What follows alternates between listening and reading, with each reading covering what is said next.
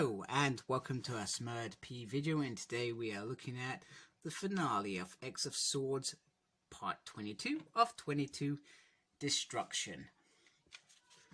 So it's War, as you can imagine. This is written by Jonathan Hickman and Tini Howard. They're collaborating together on this, and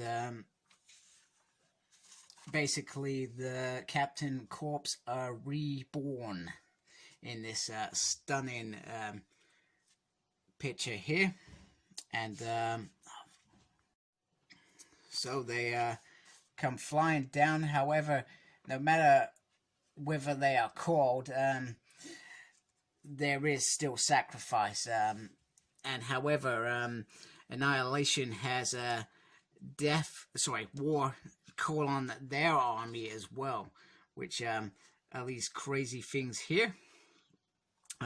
Cable says, how bad is it, and why don't you do something? She says it's not time to do that yet, sort of thing. There's, she's still waiting for that moment, so to speak, as such.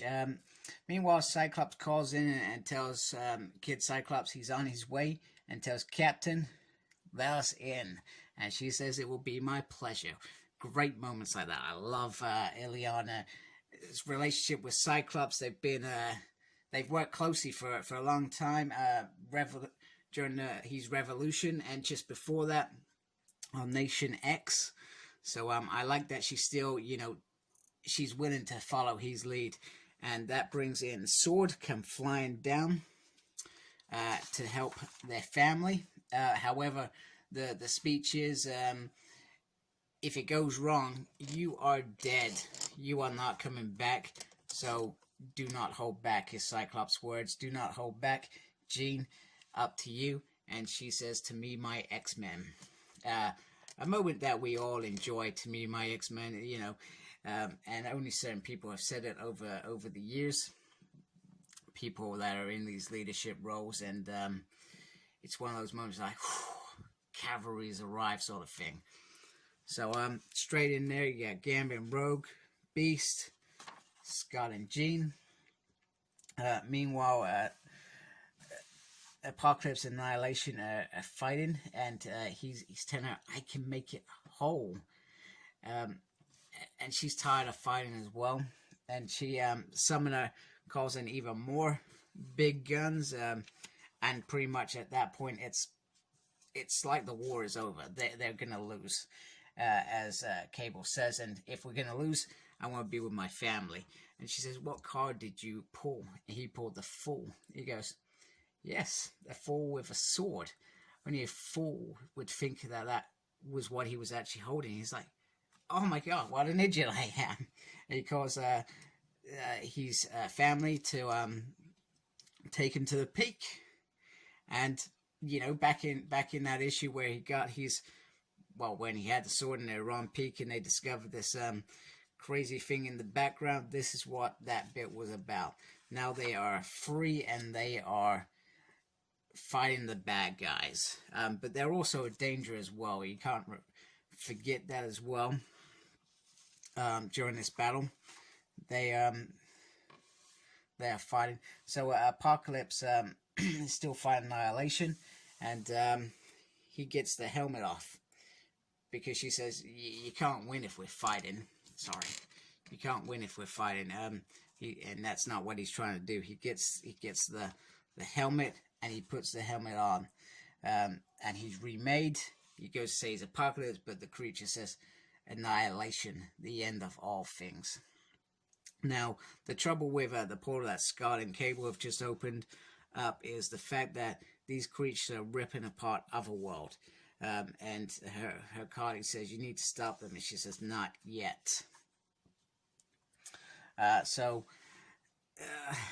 the creature says, do not fight me. She was stronger than you. She was fitter than you. And she can fight me. And he says, that's because she wanted to win.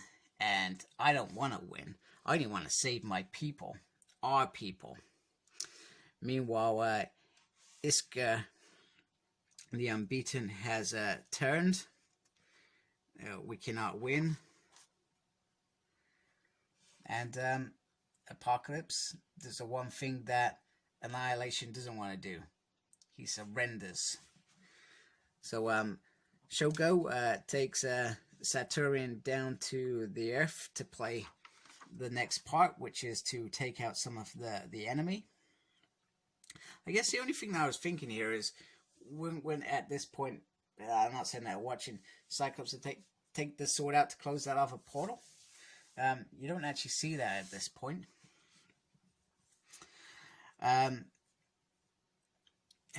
So she gets confirmation that it's over, that they've surrendered, the Amith have given up, and she turns the helmet into something less powerful that cannot control its owner, and gives it to Genesis. And of Wells' triumph, Krakow survives, Arako, vassal of Amith, yields. And yeah, it's interesting. And Warren says, we haven't got much in the tank. Tell me there's nothing else going on. And she says, one of you has to go live with the other side. An agreement where prisoners are swapped to prevent war from happening again. And that's not uncommon. I mean, that's what we've seen that in shows. Not sure. I think it would happen in many centuries ago. They would take somebody powerful from the leaders just to ensure they wouldn't try and start up again, etc. So she actually chooses her love, Apocalypse. She says she sees what he truly is, so that's a nice thing. So Apocalypse goes off, and they're talking, and normally the council would talk about these things, but in war, but Apocalypse says no. In this, I speak for Kraken. So, and Cyclops doesn't fight him on this. So he says, you pick a mutant who take your place, Apocalypse. He says, I choose the mutant island of Arako. So he chooses the whole island, millions of them. I was trying to get my head around that bit, because I'm not sure how that works, but it does. It does what he was saying. It makes everything whole. So she didn't expect that, and it's nicely done. So Apocalypse says, he goes off. He says, Scott says, you got anything you want to say to Professor Xavier? Just one thing, that I'll see them again. Then we get Swords of Arako, the Swords of Krakow, the Captain Britain Corps reformed, unaccounted for Betsy Braddock and Captain Britain Prime. I'm pretty sure I saw Betsy come flying out of that thing. So when enough she's gone, I guess we'll find out in Excalibur. President accounted for. It says she's. I'm confused. Unaccounted for, but then she's in the accounted for. Okay, that's just confusing. Anyway, then we get some final moments of reflection, as we do, about ruling overworld, husband and wife being reunited, mother and child being reunited, the sword just returning to dawn of a new age, Storm returning the sword back to its rightful place in Wakanda, in the rumbling earth, while she looks to the stars, a fraction in the council, with the members that are no longer part of it. Something about Crook Market, blah, blah, blah. Got a little bit bored at that point, to be fair. But most importantly, she may be the ruler, and she may run Overworld and all these others. However, she did not get what she wanted out of this, which was Captain Britain in love with her, by her side.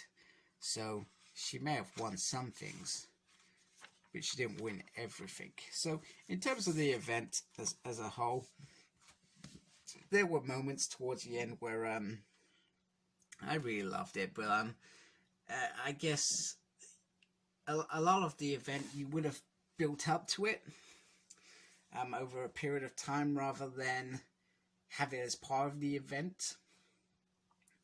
So maybe that's just me. Maybe that's what an event is nowadays, so to speak. But it was okay. There were moments of it where I was like, whoa, that was brilliant. But maybe that's how events are. There's not that whole build up. Maybe it's all meant to be one big story. And I guess one thing that I'm looking forward is when the hardcover comes out in the next couple of months, I'm looking forward to reading it as a whole, because you've been reading over 3 months in issues as they've been coming along. I was trying to review them. I think I'm going to enjoy it the second time round. I think I enjoyed X of House of X and Powers of X the second time round as well, rather than as I was doing with like this, reading it each week and then trying to talk through the story and try and give some of my thoughts, etc., which sometimes I don't always do. But the event overall, there was points where I felt it dragged on, and there were points where I felt that was just a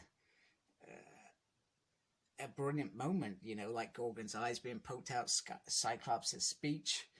There were many moments where this run was a lot of fun as well, you know. Some silly stuff with Illyana and Porg. So little bits like that, you know, just took the whole still out of it. I'm still Hickman is still a journey teller, because if you go back to that first run, other than the hint at the ends of Powers of X that led to this bit, you've got the whole Nimrod, the space station up somewhere, and you just think we've gone down this direction in the first year. So I'm hoping the next year points back towards that sort of thing, because and start to understand the overall story he's trying to tell, because it's quite a big story. Think about all the characters involved and all the crossovers with issues, etc. And that's another thing. I hope we get a Dawn of X omnibus now that that first part's done, and we're moving into this new era, this second phase, as I like to call it. I really hope we get an omnibus to fit in between those two hardcovers as well, because it deserves a one that captures that whole story in the chronological order, because I would just love that. Absolutely love that. So thank you for watching. I hope you've enjoyed this event. I'm still going to be reviewing X-Men, which is the next one, 16, coming out in December. Still doing other things, Power Rangers, Lightning Collection, comics, if you like all that sort of stuff, Marvel Legends, X-Men. Check it out. Like, comment, subscribe to my channel, please. I'd really appreciate that. Follow me on Facebook. My page is SmurdP. Follow me on Instagram, Cyclops Smurd. Follow me on Twitter @SmurdP. And as always, embrace the geekiness. Take care. Thank you. Goodbye.